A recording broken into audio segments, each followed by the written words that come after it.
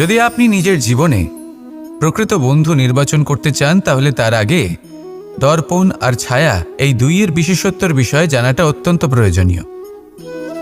দর্পণ কি করে থাকে? যখনই আপনি দর্পণের দিকে তাকাবেন ও শুধুমাত্র আপনাকে সত্যের সাথে অবগত করাবে, ও আপনাকে কখনো মিথ্যে বলবে না। সেখানেই যদি ছায়ার কথা বলি তাহলে দেখুন ছায়া কি করে, সব সময় আপনার সাথে থাকে, কখনো আপনার সঙ্গ ত্যাগ করে না। এবার আপনার জীবনে যদি এমন কোনো বন্ধু আসে যে সবসময় আপনাকে সত্য কথা বলবে, আপনার অপগুণের বিষয়ে যদি আপনাকে বলে কিন্তু তাও সে সত্যিই বলবে, তাহলে তার উদ্দেশ্য কিন্তু আপনাকে দুঃখ দেওয়া নয়, সে আপনার অজ্ঞানতা, আপনার ভ্রম দূর করতে চায়। যদি আপনি কোনো অনুচিত পথে চলতে থাকেন তাহলে সে আপনাকে বাধা দিতে চায়। আর যদি সেই মিত্রই ছায়া সঙ্গীর মতো হয়, সে কখনোই সুখ দুঃখে আপনার সঙ্গ ত্যাগ করবে না, তার উদ্দেশ্য হলো সবসময় আপনাকে রক্ষা করা। তাই এরকম দর্পণ বা ছায়ার মতো কোনো বন্ধু যদি আপনার জীবনে আসে তাহলে তাকে কোথাও যেতে দেবেন না, সে আপনার জীবনকে সুখময় করে তুলবে। আর যদি আপনার জীবনে উপস্থিত বন্ধু এমন না হয় তাহলে তাকে নিজের থেকে দূরে করে দেওয়াই বাঞ্ছনীয়। তাহলে দর্পণ আর ছায়ার মতো প্রকৃত এবং ভালো বন্ধুকে নিজের জীবনে স্থান দিন আর আমার সাথে ভালোবেসে বলুন, রাধা রাধা। জল হলো জীবনের আধার। যদি জল না থাকে এই সংসারের জীবনের কোনো অস্তিত্ব নেই। এই জল হলো শুদ্ধ, পবিত্র। কিন্তু যখন এই জল পরিবেশের সংস্পর্শে আসে তখন ধুলো, ময়লা, কাদা এবং অন্যান্য বস্তু দ্বারা এই জল পূর্ণরূপে দূষিত হয়ে যায়। এবার যদি এই জলের শুদ্ধিকরণ করতে হয় তাহলে আমরা এই জলকে অস্থির হতে দিই না, তাকে স্থিরভাবে রেখে দিই। আর সেটা করলে সেই জল নিজে থেকেই সকল অশুদ্ধি ত্যাগ করে দেয়, নিজে থেকেই নিজেকে শুদ্ধ করে তোলে। এটা কিন্তু আমাদের মনের সাথেও হয়ে থাকে। এই সংসারে এত সমস্যার সম্মুখীন হয়েও কোথাও না কোথাও আমাদের এই মন মলিন হয়ে যায়, এতে নেতিবাচক ভাব জাগ্রত হয়। সেই মুহূর্তে আপনি কোনোভাবে রাগ করবেন না, মন খারাপ করবেন না, তাড়াতাড়ি কোনো সিদ্ধান্ত নেবেন না, কোনো প্রতিক্রিয়া দেবেন না। শুধু নিজের এই মনকে শান্ত করে রাখবেন, শান্ত মনে দিন যাপন করবেন। যদি এটা করেন তাহলে আপনি নিজে থেকেই বুঝতে পারবেন যে কি কি অশুভ ভাব আপনার মধ্যে জাগ্রত হয়েছে আর কি কি শুভ চেতনা আপনাকে জাগ্রত করতে হবে। আপনি নিজে থেকেই এমন পথ খুঁজে পাবেন যার দ্বারা এই অশুদ্ধি আপনি ত্যাগ করতে পারবেন। আসুন আমার সাথে ভালোবেসে বলুন, রাধা রাধা। আমাদের জীবনে আমরা যখনই এমন কোনো মানুষের সাথে পরিচিত হই যে বয়সে, পদে এবং আর্থিক দিক থেকে আমাদের থেকে পিছিয়ে, তখন আমরা সবাই খুব হীন নজরে তাদের দিকে দেখি। মনেই করি না যে সেই ব্যক্তির নিজস্ব একটা অস্তিত্ব রয়েছে, তার নিজেরও একটা মাহাত্ম্য রয়েছে। আমাদের মনেই হয় না যে আমাদের সামনে দাঁড়িয়ে থাকার যোগ্যতা আছে তাদের। চলুন আপনাকে একটা প্রশ্ন করি, শূন্যের নিজস্ব মূল্য কোথায়? আপনি বলবেন কিছুই না, শূন্যের আবার নিজস্ব মূল্য কোথায়?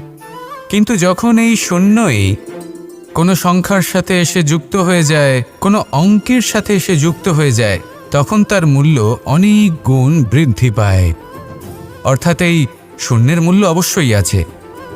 আর আমাদের জীবনেও এমন কিছু ব্যক্তি থাকেন, তাদের দেখে মনে হয় যে এদের কোনো মূল্যই নেই, কিন্তু যখন এই ব্যক্তি কারোর সাথে এসে জুড়ে যান তখন তার মূল্য সেই ব্যক্তির বৃদ্ধি ঘটায়। এই সংসারে এমন কোনো ব্যক্তি নেই যার কোনো মূল্য নেই। যদি আমরা ধনুকের কথা বলি তাহলে তার জন্য একটি দড়ির প্রয়োজন হয় যেটি প্রত্যঞ্চা হিসেবে ব্যবহৃত হয়। যদি প্রত্যঞ্চা না থাকে তাহলে ধনুকের কোনো মূল্যই থাকে না। যদি প্রত্যঞ্চা না থাকে তাহলে ধনুকের অস্তিত্ব অসম্পূর্ণ থেকে যায়। এই সংসারে যে কোনো ব্যক্তি হোক বা যে কোনো বস্তু হোক, প্রত্যেকের নিজস্ব একটি মূল্য আছে।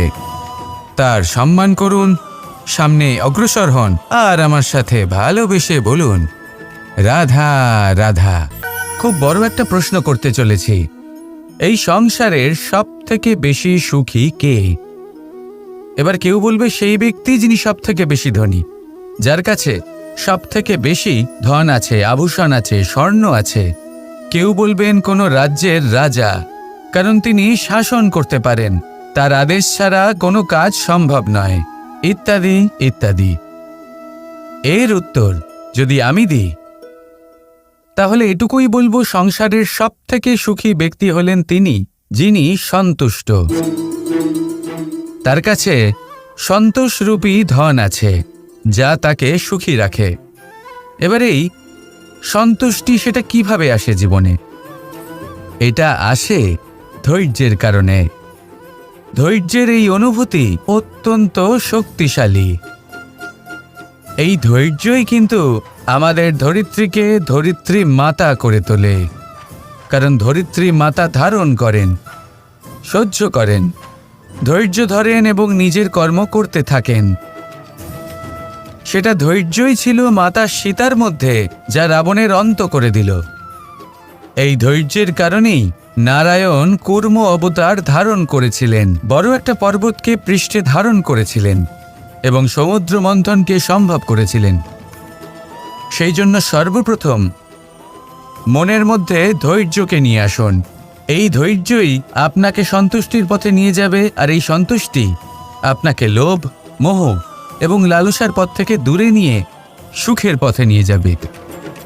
আর তখন এই মন প্রসন্ন হয়ে বলবে, রাধা রাধা। মানুষ যখন কোনো শক্তি লাভ করে তখন সে নিজেকে বলশালী মনে করে। শক্তি লাভ করলেই তার মধ্যে অহংকার চলে আসে, অভিমান চলে আসে। তার কারণ হলো সে একটা সহজ কথা বুঝতেই পারে না। এই সব যা হচ্ছে সময়ের জন্য হচ্ছে। সময়ের থেকে বেশি বলশালী আর কেউ নেই। এই সময়ের জন্যই রাবণ ভক্তি দ্বারা কৈলাস পর্বত তুলে নিয়েছিলেন। আবার সেই সময়ের জন্যই, সেই কারণেই রাবণকে বধ হতে হলো। তার সাথে সাথে রাক্ষস কুলও ধ্বংস হয়েছিল এবং লঙ্কাও ভস্ম হয়ে গেছিল। দেখতে গেলে জন্ম থেকে মৃত্যু পর্যন্ত এই যে সময়, সেটাই হলো জীবন। কিন্তু তার মধ্যেও যা সময় আসে কোনো কারণেই আসে। সেই সময় আমরা যাপন করে কিছু শিখতে পারি। তাই আজ যে সময় আপনার হাতের কাছে আছে তাকে মুষ্টিবদ্ধ করে রাখুন, তাকে সামলে রাখুন, তাকে সংযত করে রাখুন, অনুভব করুন, তার থেকে কিছু শিখুন, তাকে কোনোভাবেই ব্যর্থ হতে দেবেন না। আর এটা জেনে রাখুন যে ভবিষ্যতে যা কিছু হতে পারে, যা কিছু হতে চলেছে, সেটা না আপনি জানেন আর না তা আপনার বশে রয়েছে। সেই জন্য আজ অহংকার বা অভিমান করে নিজের ভবিষ্যতের ক্ষতি করবেন না, সেই অনর্থক ঘটাবেন না। এটাই হলো সময়ের অর্থ। আসুন আমার সাথে ভালোবেসে বলুন, রাধা রাধা। মানুষ চিরকাল বড় মানুষ হয়ে উঠতে চায়, সবসময় সেই নিয়ে কল্পনা করে। কিন্তু প্রশ্ন হলো এটাই যে মানুষ বড় কখন হতে পারে? যখন সে ধনী হয়ে ওঠে, নাকি যখন তার কাছে সম্মান থাকে, নাকি যখন রূপবান হয় বা অধিক শক্তিশালী হয়? মানুষ বড় মানুষ তখনই হতে পারে যখন বিপদের সময় সে অন্য কোনো মানুষের পাশে এসে দাঁড়ায়। তাই সর্বপ্রথম এইটা শিখুন।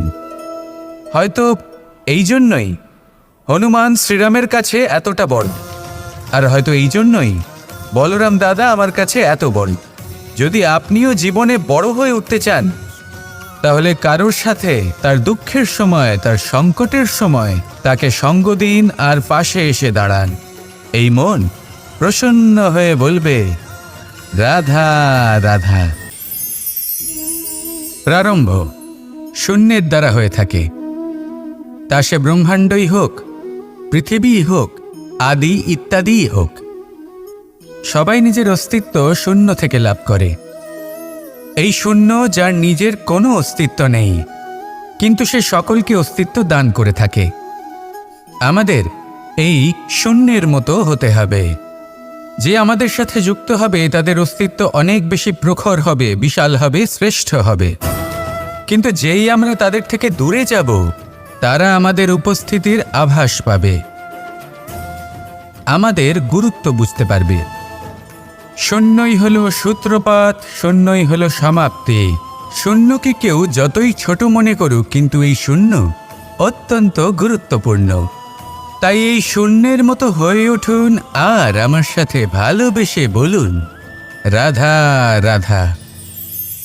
এই জীবন আসলে কি? আমরা কারা? আমাদের অস্তিত্ব আসলে কি? পঞ্চতত্ত্ব দ্বারা নির্মিত আমাদের এই শরীর। আর এর মধ্যে পরমাত্মার একটি অংশ আত্মারূপে বসবাস করে। আর যখন এই জীবন সমাপ্ত হবে তখন আমাদের আবার এই পঞ্চতত্ত্বের মধ্যে বিলীন হয়ে যেতে হবে। এটাই সত্য।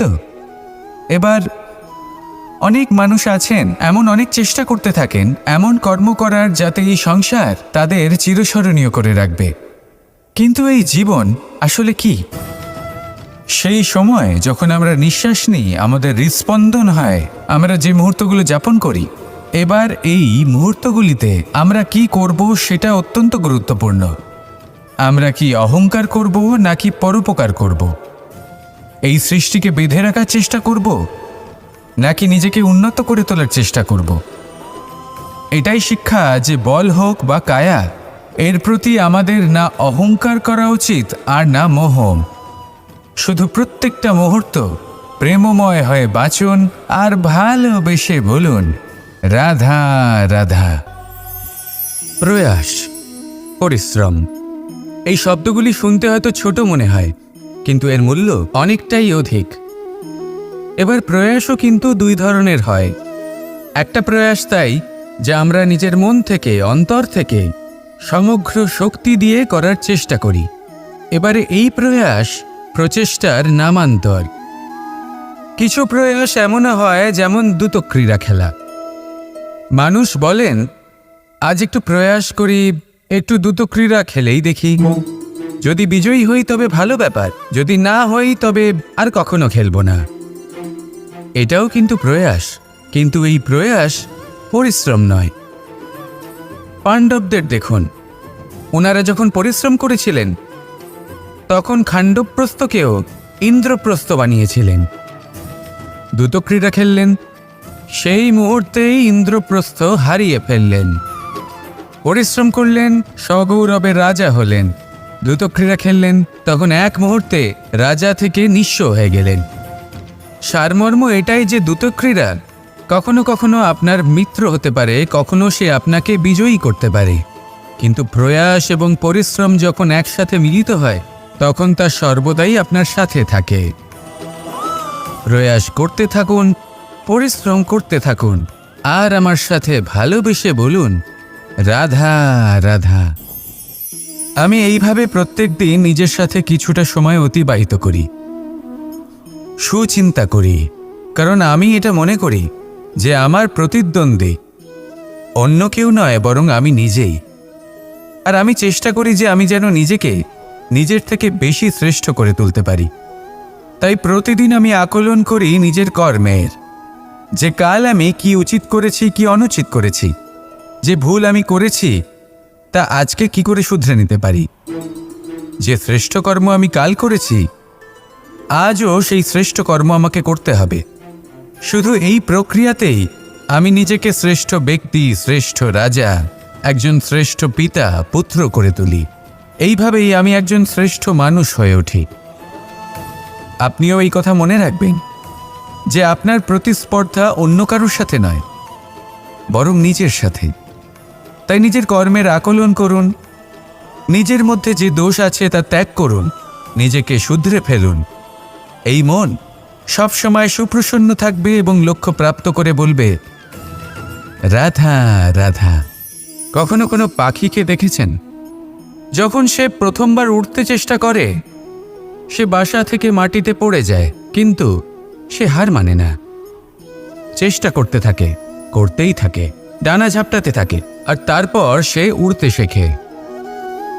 গোল শালগ্রাম শিলাকে দেখুন, পর্বত থেকে খসে পড়ে, ধাক্কা খায়, জলের প্রবাহ দ্বারা ঘর্ষিত হয়, তারপরে তা শালগ্রামে পরিণত হয়। ভেবে দেখুন, যদি কোনো পাখি প্রথমবার উড়তে গিয়ে এটা ভাবে যে না না, যদি আমি পড়ে যাই তবে, আমার যদি আঘাত লাগে তবে, আর যদি ভয়ের কারণে সে শুরুই না করতে পারে, চেষ্টাই না করে, তাহলে কি সে উড়তে শিখবে? কখনোই নয়। এটাই আমাদের শিখতে হবে, প্রারম্ভ করতে হবে।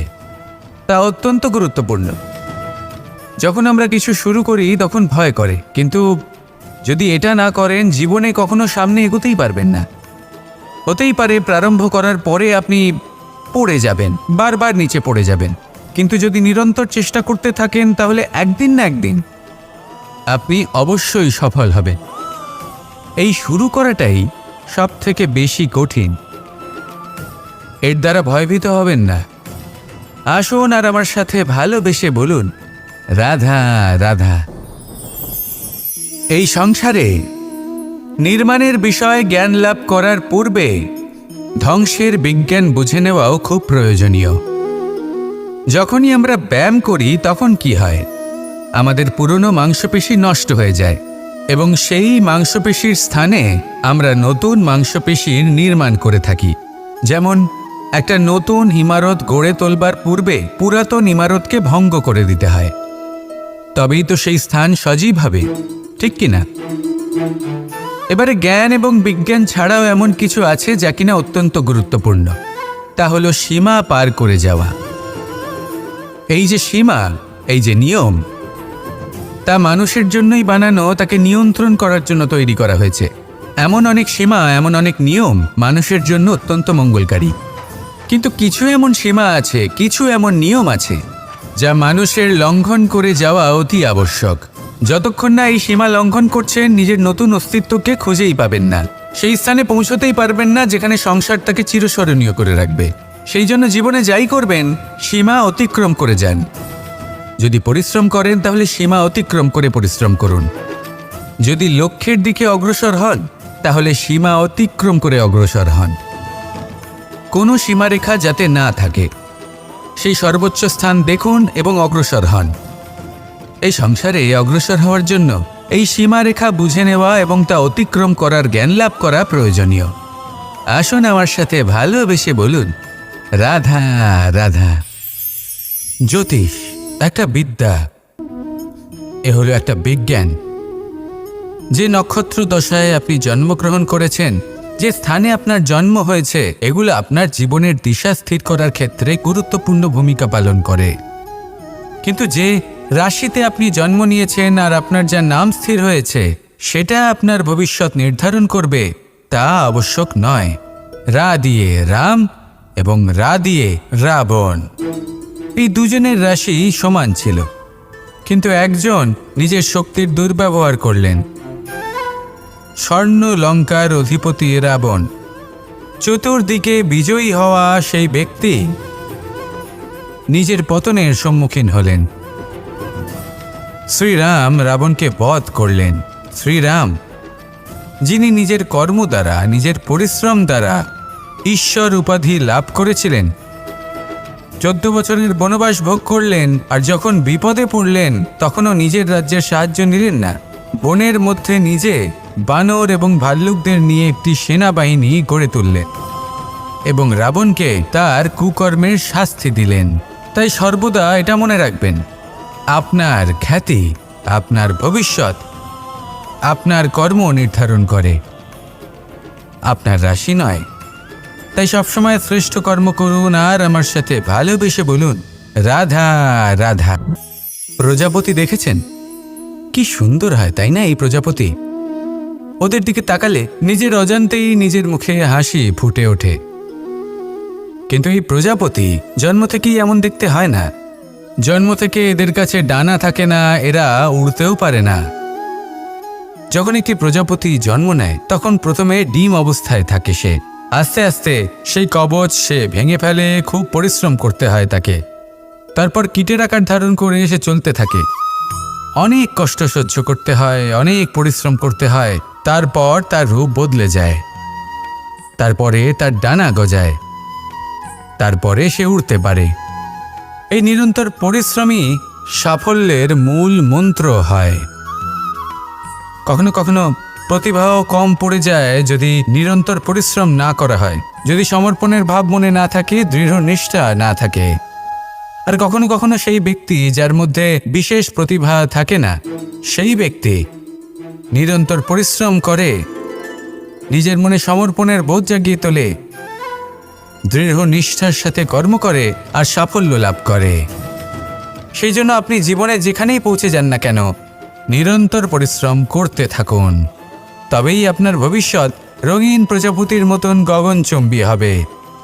তবেই এই সংসার আপনাকে দেখবে এবং নিজের অজান্তেই এই সংসার নিজের মুখে হাসি ফুটিয়ে তুলবে এবং এই সংসার আমার সাথে ভালোবেসে বলবে, রাধা রাধা।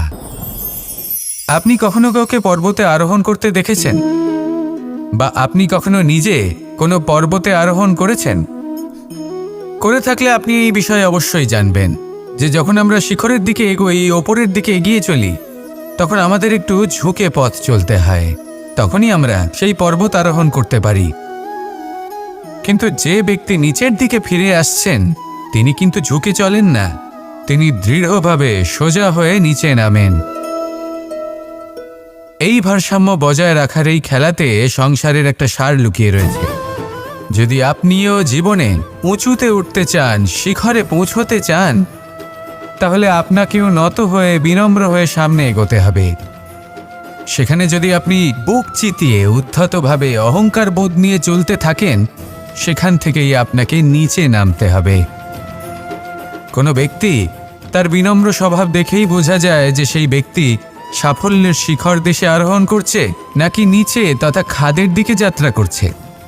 তাই সবসময় বিনম্র থাকুন, শ্রেষ্ঠ কর্ম করুন, পরিশ্রম করুন, আর আমার সাথে ভালোবেসে বলুন রাধা রাধা। কর্ণ, সূর্যপুত্র কর্ণ, স্বয়ং সূর্যের পুত্র, দেবী কুন্তীর প্রথম পুত্র। সেই কর্ণ যার একটি বাণ আমার রথকে, সেই রথ যার উপর মহাবলী অর্জুন বিরাজমান ছিলেন, যার পতাকায় স্বয়ং হনুমান ছিলেন, সেই রথকে তার একটি বাণ ধসিয়ে দিতে পেরেছিল। দৈব কবচ কুণ্ডলধারী কর্ণ, সেই কর্ণ যুদ্ধক্ষেত্রে নিজের সমাপ্তির সম্মুখীন হলেন। কারণ কি ছিল? নির্বাচন। দুর্যোধনের সাথে বন্ধুত্ব রাখার জন্য তার অনুচিত কর্মে কোনোদিন কোনো প্রতিবাদ করেননি, তাকে সঙ্গ দিয়েছেন এই নির্বাচন। যখন দ্রৌপদীর বস্ত্রহরণ হচ্ছিল, তখন তাকে বাধা দেওয়ার বদলে নীরব থাকার নির্বাচন, তার বিরোধিতা কখনো না করার নির্বাচন, এই নির্বাচনই কারণ হয়ে দাঁড়ালো কর্ণের পতনে। এই সংসারে সবার উপকার আপনি স্বীকার করতে পারেন, তাকে সম্মানও করতে পারেন, কিন্তু তার সামনে এতটাও নত হবেন না যে নিজের অন্তর্মনের কথাটা আপনি শুনতে না পান। নির্বাচন যদি ধর্মসঙ্গত হয়, তবেই তা শুভ হয়। আসুন আমার সাথে ভালোবেসে বলুন রাধা রাধা। মানুষ ছোট হোক বা বড়, রাজা হোক বা দরিদ্র, সমস্ত মানুষের মধ্যে একটা সামঞ্জস্য থাকে। সমস্ত মানুষের কাছে তার প্রশংসা অত্যন্ত গুরুত্বপূর্ণ। সে খুবই প্রসন্ন হয় যদি আপনি তার প্রশংসা করেন, কিন্তু আপনি যদি তাকে এটা বলেন যে এটা তোমার ভুল ছিল, তোমার কিছু খামতি ছিল, তখন সেটা সে মানতে রাজিই থাকে না। সব মানুষ এটা শুনতে পছন্দ করে যে সে যেটা করেছে সেটাই সর্বোত্তম। এবার আমি আপনাকে একটা কথা বলি, এই হলো নিন্দা, এই হলো প্রশংসা, আর এই হলো সত্য, যা সবার থেকে উচ্চস্থানীয়। সেই জন্য মানুষ আয়না দেখে। আয়না তাকে তার সৌন্দর্য দেখায় না, তাকে দেখায় যা সত্য, যাতে মানুষ আরও সুন্দর হওয়ার চেষ্টা করতে থাকে। তাই আয়না অত্যন্ত গুরুত্বপূর্ণ সত্যকে জানার জন্য। জীবনে নিন্দুকের মাহাত্ম্য প্রশংসকের মাহাত্ম্যের থেকে অনেক বেশি। কেন? কারণ তারা আপনাকে আপনার খামতি দেখায়, আপনার ভুলগুলো বুঝিয়ে দেয়, আপনাকে একটা সুযোগ দেয় নিজেকে শুধরে নিতে, নিজেকে আরও শ্রেষ্ঠ করে তুলতে, যা প্রশংসক করতে পারে না। তাই জীবনে যদি কখনো নিন্দা করা হয়, তাকে ভালোবেসে গ্রহণ করুন, ধন্যাত্মক রূপে গ্রহণ করুন। যদি নিজেকে কোনো শিক্ষা দেওয়া সম্ভব হয় তাহলে অবশ্যই দিন। দেখবেন মন প্রসন্ন হয়ে বলবে রাধা রাধা। জীবনে কখনো সাফল্য আসে, আবার কখনো অসফলতা, কখনো আশা পাওয়া যায়, কখনো নিরাশা, কখনো জয় লাভ করি, আবার কখনো পরাজয়। এর পেছনের কারণটা জানা অত্যন্ত প্রয়োজনীয়। যদি আমি পরাজয়ের কথা বলি, যখনই আমরা পরাজয় লাভ করি আমরা ভাবতে থাকি যে এমন কেন হলো? আমাদের শত্রু কি বেশি শক্তিশালী ছিল, নাকি আমাদের নীতিতে কোনো খামতি ছিল? এই সমস্ত কারণের পেছনে খুব বড় একটা কারণ থাকে, আর সেই কারণ আমাদের অন্তরে সুপ্ত থাকে। ধরে নিন একটা পথ, তাতে আপনি চলছেন। সেই পথ কাঁটায় পরিপূর্ণ, কিন্তু আপনি পাদুকা পরে রয়েছেন আর আপনি হেঁটে সামনে এগিয়ে যান। এবার এমন একটা পথ এলো যা পুষ্পে ঢাকা, আর আপনি পাদুকা পরে রয়েছেন, কিন্তু আপনার পাদুকাতে একটা পাথর আটকে গেল। তখন দু পা হাঁটাও খুব কঠিন হয়ে পড়ে। এই সংসারের যে কোনো শক্তি আপনাকে পরাস্ত করার পূর্বে আপনি জানেন কে আপনাকে পরাস্ত করতে পারে? আপনার অন্তরের দুর্বলতা, আপনার অন্তরের সেই সুপ্ত শত্রু। আর সেই জন্য ইতিবাচক মনোভাব গুরুত্বপূর্ণ হয়ে পড়ে। ভালো মানুষদের সাথে থাকুন, সৎসঙ্গে থাকুন, বন্ধুত্ব করুন, ভালোবাসুন। এই ভালোবাসা এত শক্তিশালী এক অস্ত্র যাকে ব্রহ্মাস্ত্রও পরাস্ত করতে পারে না। এই সমস্যারূপী পাথর কিছুই নয়। আসুন আমার সাথে ভালোবেসে বলুন, রাধা রাধা। মানুষের দুটো রূপ রয়েছে। এক, আমাদের এই মুখ, যা শুধুই চোখে দেখা যায়। আর দ্বিতীয়, আমাদের এই মন, যা শুধুমাত্র অন্তরাত্মা দ্বারা দেখা যায়। এবার আমাদের এই মুখ, তা ঈশ্বর সকলকেই আগে থেকেই প্রদান করেছেন। কিন্তু এই মন কেমন হবে তা আমাদের জীবনের অনুভূতি এবং আমাদের জীবনের লক্ষ্য এগুলি সুনিশ্চিত করে। অর্থাৎ নেত্র দিয়ে দেখা যায় আমাদের এই মুখ, তা শুধুই এই কারণে প্রয়োজন যাতে সংসার আমাদের দেখতে পায়, আমাদের চিনতে পারে। কিন্তু যদি এই সংসারে আপনি প্রকৃত অর্থে মান সম্মান লাভ করতে চান, তাহলে নিজের অন্তরাত্মাকে আপনাকে বিকশিত করতেই হবে। দেখুন, কথায় আছে এই যে অসুর, তা শারীরিকভাবে উপস্থিত নয়, তা মনের মধ্যে থাকে। যদি এই মন থেকে অসুরকে বের করে দেওয়া যায়, তাহলে শরীরে তা উপস্থিত থাকবেই না। তাই মনকে শুদ্ধ করুন আর আমার সাথে ভালোবেসে বলুন, রাধা রাধা। মানুষ যখনই একে অপরের সামনে নিজেদের হৃদয়ের ভাবনা প্রকাশ করে, তখন এক অত্যন্ত প্রভাবশালী মাধ্যম তারা ব্যবহার করে, যাকে ভাষা বলা হয়। এবার আমি দেখেছি যে একজন মানুষ অনেকগুলো ভাষাতেই নিপুণ। আমি এটাও দেখেছি যে মানুষ অনেকগুলো ভাষায় কথা বলে, কখনো কখনো অনেক ভাষা মিলিত করে তার প্রয়োগ করে, উচিত প্রকারে তাকে ব্যবহার করে না, না সেটাকে সম্মান করে, আর না ভাষাকে শুদ্ধ রাখে। আর এটা হলো অনুচিত। যদি ভাষাকে শুদ্ধ রাখেন, তাহলে ভাষা আপনার চরিত্রকে শুদ্ধ রাখবে, তা আপনার একাগ্রতা বাড়িয়ে তুলবে। এই প্রত্যেক ধ্বনিকে অনুভব করে যদি আপনি শব্দের উচ্চারণ করেন, ভাষাকে প্রয়োগ করেন, তাহলে আপনিও আনন্দ পাবেন, আর যিনি শুনছেন সেই ব্যক্তির কানেও মধুর শব্দ বাজবে। তাই মনে রাখবেন, যে ব্যক্তি ভাষার পবিত্রতাকে সম্মান করে, তাকে সংসারও সম্মান করে। ভাষাকে শুদ্ধ এবং পবিত্র রাখুন, তাহলে ভাষা আপনার চরিত্রকেও শুদ্ধ এবং পবিত্র রাখবে। আর এই মন সুপ্রসন্ন হয়ে বলবে, রাধা রাধা। এ হলো রামায়ণের সময়কালের কথা। সেতু নির্মাণ করার কাজ চলছিল। সমস্ত বানর সেনা এই কাজে নিযুক্ত হয়েছিলেন। বড় বড় পাথর তুলে নিয়ে এই বানর সেনা সমুদ্রে ফেলছিলেন। এই কাজ চলছিল। এমন সময় ছোট্ট একটা কাঠবিড়ালি এলো।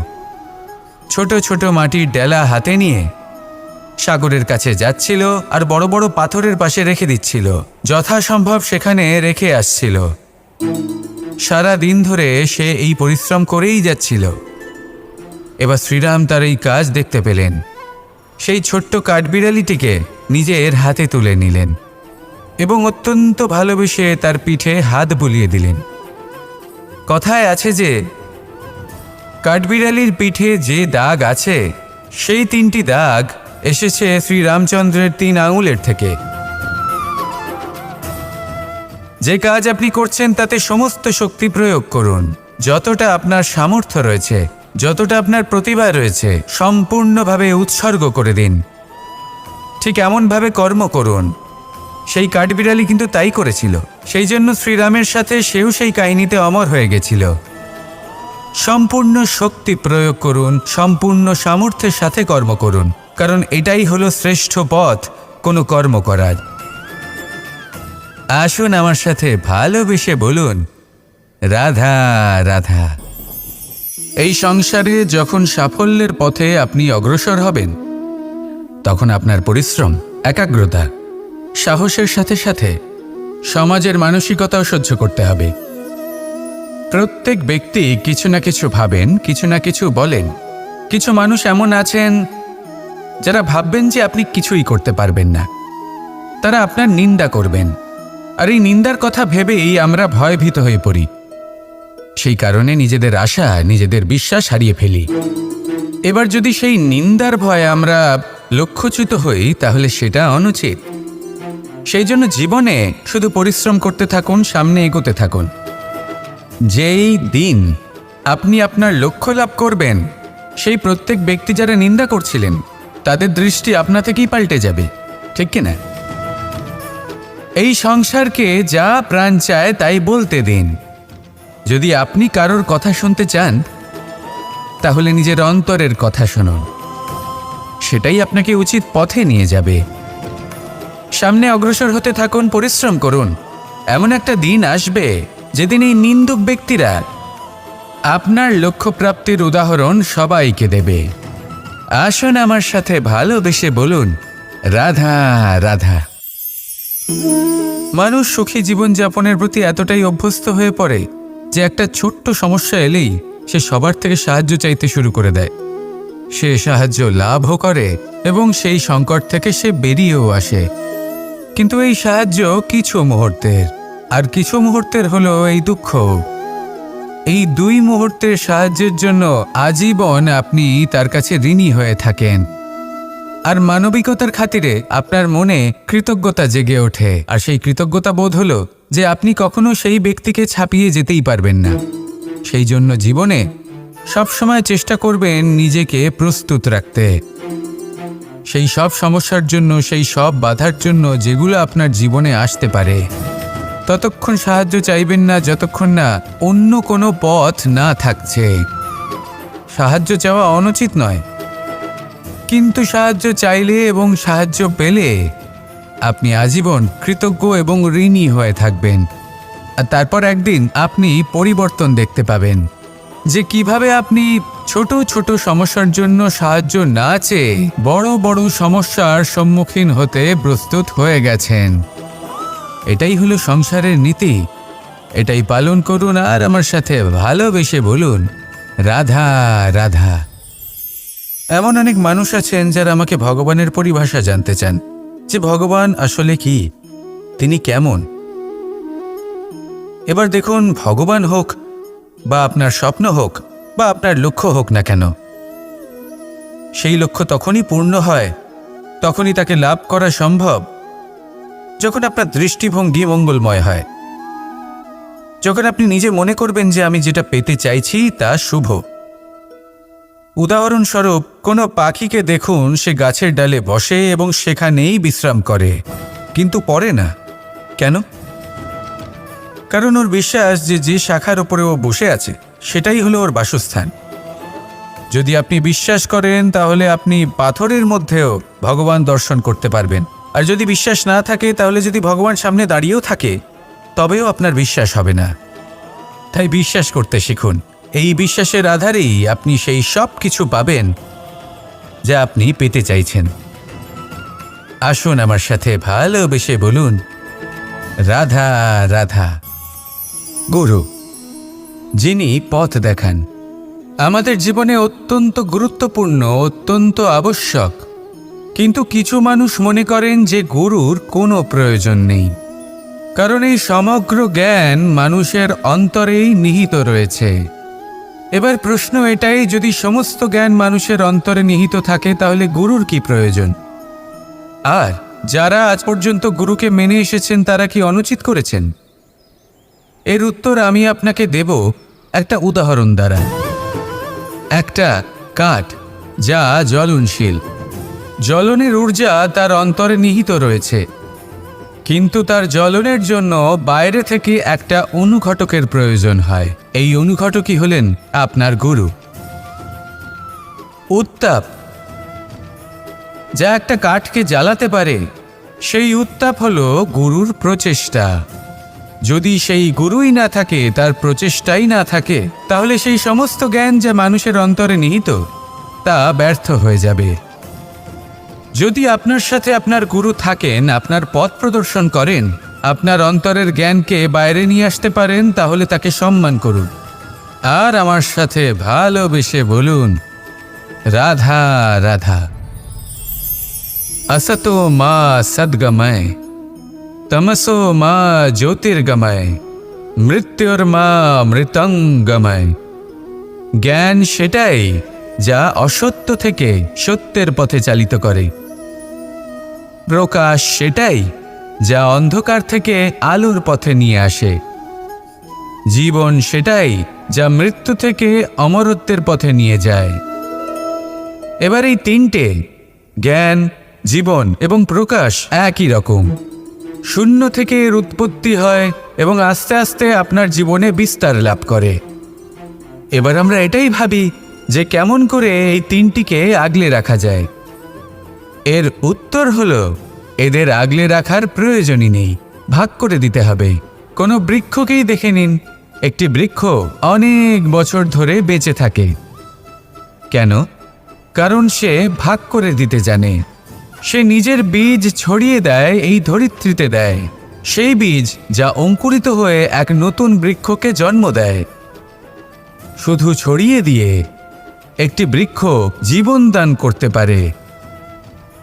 যদি কোনো ব্যক্তি জ্ঞান ছড়াতে শিখে যান, যদি প্রকাশ, আলোর কিরণ ছড়িয়ে দিতে শিখে যায়, কোনো ব্যক্তি তার জীবনের সুখ ছড়িয়ে দিতে শিখে যান, তাহলে তিনি মৃত্যুর পরও মৃত হন না। এই ভাগ করে দেওয়ার সুখটাই কিছুটা আলাদা। এই সুখ অনুভব করুন আর আমার সাথে ভালোবেসে বলুন, রাধা রাধা। আপনি কখনো কোনো সরোবরের দিকে তাকান, যার জল হলো শান্ত, স্থির। আপনি স্পষ্ট দেখতে পাবেন সেই সরোবরের তলদেশে কি রয়েছে। তাতে সাঁতরে বেড়াচ্ছে সুন্দর মাছ, চকচকে কিছু পাথর, স্বর্ণরূপী বালি, সবই আপনি দেখতে পাবেন। কিন্তু যখনই আপনি একটা ছোট্ট পাথর তুলে সেই জলে ছুঁড়ে ফেলবেন, তখন সেই জল বিচলিত হবে আর সেই স্পষ্টতা ন্যূনতম হয়ে যাবে। তারপর কিছুই স্পষ্টভাবে দেখা যাবে না। এই ঘটনা মানুষের সাথেও ঘটে। মানুষ যদি বিচলিত হয়ে পড়ে, তখন সে বুঝতে পারে না যে বর্তমানে কি হয়ে চলেছে আর ভবিষ্যতে কি করা উচিত। কিন্তু সেই মানুষ যদি শান্ত থাকেন, স্থির থাকেন, ধন্যাত্মক থাকেন, তাহলে নিশ্চিত রূপেই বুঝতে পারবেন যে বর্তমানে কি করতে হবে আর ভবিষ্যতে কি করতে হবে। তাই নিজের মধ্যে সেই স্থিরতা আনুন, সেই ধৈর্য ধরুন, নিজেকে শান্ত রাখুন আর সবার মধ্যে ভালোবাসা ছড়িয়ে দিন। এই মন প্রসন্ন হয়ে বলবে, রাধা রাধা। সম্পর্ক এ হলো এক বন্ধন যা আমাদের এক সূত্রে বেঁধে রাখে। কিন্তু এমন কিছু ব্যক্তি থাকেন যারা এই সম্পর্কের বিষয়ে নিজস্ব একটা ধারণা করে ফেলেন যে সম্পর্ক এরকম হওয়া উচিত, সম্পর্ক সেরকম হওয়া উচিত। আমি এই সম্পর্কের জন্য কত কিছু করেছি এই ব্যাখ্যা করতে থাকেন আর তার বদলে অনেক কিছু প্রত্যাশাও করেন। কিন্তু সত্য হলো এটাই যে সব সম্পর্ক একরকমের হয় না, কিন্তু প্রত্যেক সম্পর্কের একটা বিশেষত্ব থাকে। যেমন চোখ আর নাকের এই সম্পর্ককেই দেখুন। চোখের সব থেকে কাছে কে আছে? নাক আছে। কিন্তু এই চোখ দিয়ে এই নাককে আমরা দেখতেই পাই না। তবে কি ধরে নেব এই সম্পর্কের কোনো মূল্য নেই? এমনও নয়। ঠিক এইভাবেই যদি কোনো ব্যক্তি তার আবেগ আপনার কাছে ব্যক্ত করতে না পারেন বা প্রকট করতে না পারেন বা আপনাকে বোঝাতে না পারেন, তাহলে তার মানে এটা নয় যে তার সাথে আপনার সম্পর্কের তিক্ততা রয়েছে। এমনটা কখনোই নয়। শুধু চোখ আর নাকের এই সম্পর্কের মতোই হলো আমাদের জীবনে আমাদের আপনজনের সাথে সম্পর্ক। যদি কারোর ব্যবহার আপনার প্রতি অনুচিত হয়, বা যদি কেউ অনুপস্থিত থেকে থাকে বা কেউ যদি আপনাকে বুঝতে না পারেন, তাহলে তার অর্থ এটা নয় যে আপনি সেই সম্পর্ক ভেঙে ফেলবেন। বুঝুন, আপনার জীবনে তার গুরুত্ব কোথায় আর তার জীবনে আপনার। সম্পর্ক গড়ে তুলুন, তাকে পালন করতে শিখুন, একসাথে মিলে চলুন। এই মন সুপ্রসন্ন হয়ে বলবে, রাধা রাধা।